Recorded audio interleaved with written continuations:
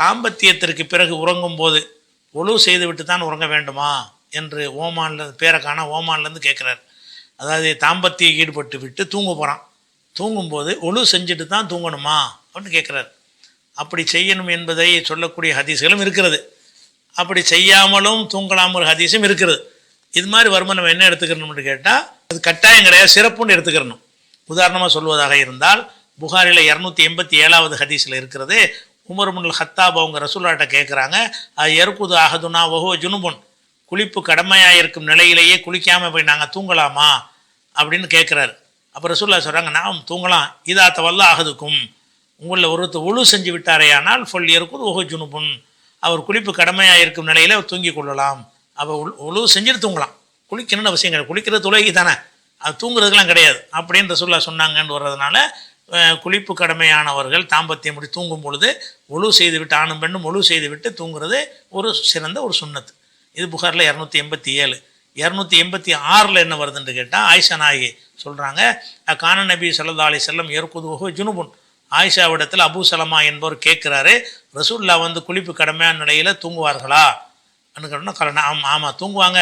எத்தவல்ல ஒழு செஞ்சுக்கிடுவாங்க, ஆனால் குளிப்பு கடமையான நிலையில் குளிக்காமல் ராத்திரியில் குளிச்சுட்டு இருப்பாங்க, அந்த நிலையில் தூங்குவாங்க, ஆனால் ஒழு செஞ்சுக்கிடுவாங்க. அது புகாரில் 286வது ஹதீஸில் இருக்கிறது. அதே மாதிரி முஸ்லீமில் ஒரு ஹதீஸ் வருகிறது, அதில் இன்னொரு ஹதீஸில் என்ன வருதுன்னு கேட்டால் முஸ்லீமில் வரக்கூடிய ஹதீஸ். அதாவது உமர் வந்து கேட்குறாங்க ரசூலுல்லாஹ்ட்ட, அல்லாஹ்வுடைய தூதரே ஹல் யனாமு அஹதுனா வஹுவ ஜுனுபுன், உள்ள ஹதீஸ் தான், அதில் விடுபட்ட ஒரு வார்த்தை இதில் சேர்ந்து வருது. நாங்கள் குளிப்பு கடமையாக இருக்கும் நிலையில் நாங்கள் வந்து தூங்கலாமான்னு கேட்டோன்னே அப்போ ரசூலுல்லாஹ் சொல்கிறாங்க, நாம் தூங்கலாம், லீவத்தை ஒழு செஞ்சுக்கிறட்டேன், சும்மல் என பிறகு தூங்கட்டும்ங்கிறாங்க. இதா ஷா, விரும்பினால். இந்த விரும்பினாலுங்கிற வார்த்தை அந்த புகாரி அறிவிப்பில் வரல. முஸ்லீம் அறிவிப்பில் என்ன வருதுன்னா இதா ஷா, விரும்பினால். விரும்பினால் என்றால் என்ன அர்த்தம்னு கேட்டால் அது நல்லது, ஒழு செஞ்சு தான் தூங்கி ஆகணும் அப்படின்னு கட்டாயம் ஃபர்லு கிடையாது. விரும்பினால் நீங்கள் ஒழு செஞ்சுட்டு தூங்க. அப்போ என்ன, அது சிறப்புங்கிறது அடிப்படையில் இருக்குது. ஒழு செஞ்சுட்டு தூங்கணுங்கிறது ஒரு சிறப்பு என்கிற வகையில் இருக்கிறது. இன்னும் சொல்லப்போனால் சில சந்தர்ப்பங்களில் ரசூல் ஸல்லல்லாஹு அலைஹி வஸல்லம் அவர்கள் குளிப்பு கடமையாகும் அப்படியே தூங்கிடுவாங்க, ஒழு செய்யாமல் தூங்கிடுவாங்க. அவங்களும் செய்யாமல் இருந்திருக்கிறாங்க. அது எங்கே வருதுன்னு ஆயிஷா நாயகி சொல்கிறாங்க, கான ரசூலுல்லாஹி ஸல்லல்லாஹு அலைஹி வஸல்லம் யனாமு, ரசூலுல்லாஹ் தூங்குவார்கள், வஹுவ ஜுனுபுன், குளிப்பு கடமையாக இருக்கும் நிலையில் தூங்குவார்கள், வலா யமுஸ்ஸுமான், தண்ணீரை தொடவே மாட்டார்கள், அதாவது குளிக்க மாட்டாங்க, ஒழு செய்ய மாட்டாங்கிற. தண்ணீரை தொட மாட்டாங்கன்னா ஒழுவும் செய்ய மாட்டாங்க. இப்போ தண்ணீரையே தொடாமலேயே அவங்க குளிப்பு கடமையாகும் நிலையில் தூங்குவார்கள் என்ற ஒரு ஹதீஸு முஸ்னது அஹமதில் வருது.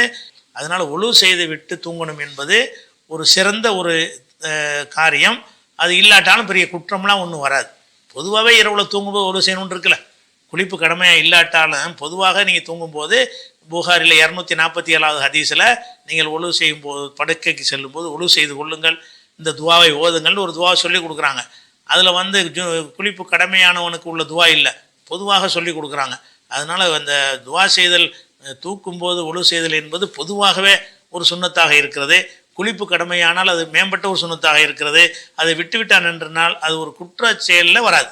அது தப்பு செஞ்சுட்டான், பாவம் செஞ்சுட்டான்னு செய்யாது வராது.